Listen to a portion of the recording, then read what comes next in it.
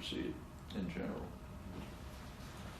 According to German critical theorist Herbert Marcuse, revolution can be defined in part as action which seeks to secure the life, freedom, and happiness of future generations. In light of looming catastrophic climate change, this definition would seem to hold a great amount of importance today.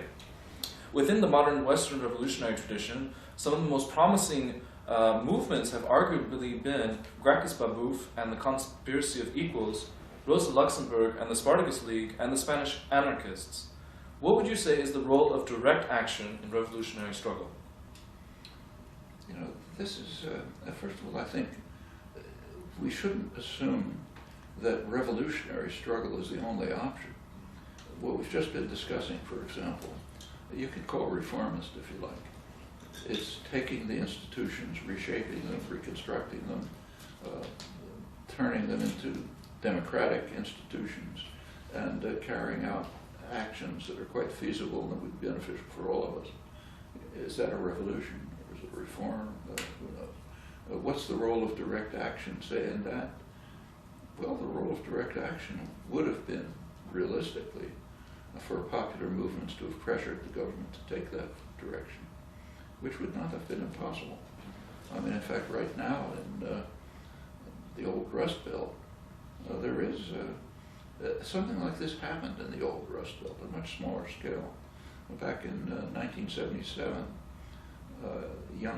U.S. Steel, major corporation, decided to close their operations in Youngstown, Ohio, which was a steel town. It had been built by steel workers, by the union. It was a major steel town.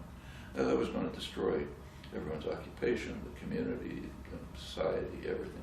That's a decision made by bankers somewhere. You know, they're not making enough profit. The union, the steel workers union, offered to buy the plants and have them run by the workforce. This was an effort that the company didn't, the corporation didn't want. Actually, it's kind of interesting. It would have been more profitable for them. But I think a class interest militated against it. This happens frequently. Multinational frequently will refuse an offer by the workers to buy out something they want to close and prefer to take the loss of just destroying it to having the president of worker-owned enterprises. That's what it looks like to me. I can't prove it. You know, corporations are totalitarian institutions. We don't get access to their internal decisions, but that's what it looks like. Anyway, the company refused, went to the courts. I think it went all the way to the Supreme Court. Stoughton Lind argued the case for the community and the steel workers. They lost, but they could have won with enough popular support. Anyhow, after they lost, the steel companies were abandoned, but they didn't give up.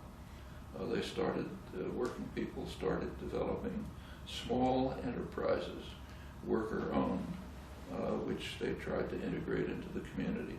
And it's now proliferated significantly around Cleveland, northern Ohio. There's quite a network of worker-owned enterprises, not worker-managed. There's a gap, but worker-owned enterprises, which can become worker-managed. It's expanding. Right now, there's an effort by the U.S. steel workers to make some sort of a deal with Mondragon, the huge, vast conglomerate, which is again worker-owned, the management selected by workers, but not worker-managed. And that's got some prospects too. So I think, so what is direct action? And well, all of these things are direct action. They're direct action geared to the existing circumstances. Direct action has to be based on an analysis of what the existing circumstances are and how an action can modify them positively. There's no general formula. You can't say direct action is good or bad. Sometimes it can be harmful, sometimes it can be beneficial. Sometimes it could be revolutionary, sometimes it could be reformist. You simply ask yourself what could be achieved now. So these developments in, say, northern Ohio really are reformist. They're even supported by Republican governors and by some sectors of business. You know, it sort of fits their right-wing libertarian conceptions, fine, let's pursue that. Nothing wrong with it. But you just have to, you just can't give general formulas for tactical choices.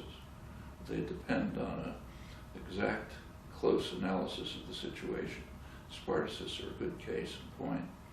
Rosa Luxemburg went along with the Spartacist uprising, though she was opposed to it. She was opposed to it not in principle, but because she realized it was going to fail, it was going to be crushed. But out of solidarity, she went along with it and she was killed.